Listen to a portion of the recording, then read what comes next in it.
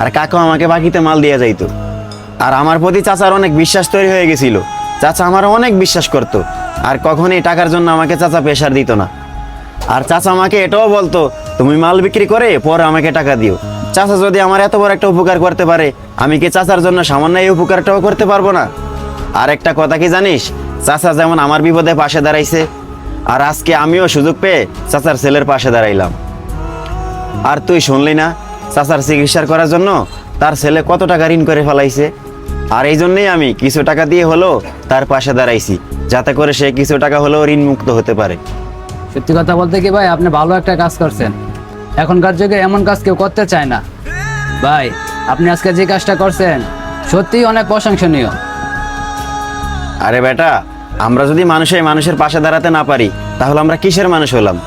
আর একটা কথা কি জানিস, আমাদের সকলেরই যার যার সামর্থ্য অনুযায়ী মানুষের পাশে দাঁড়ানো উচিত। ঠিক আছে, তুই কাজ কর। আচ্ছা, ঠিক আছে।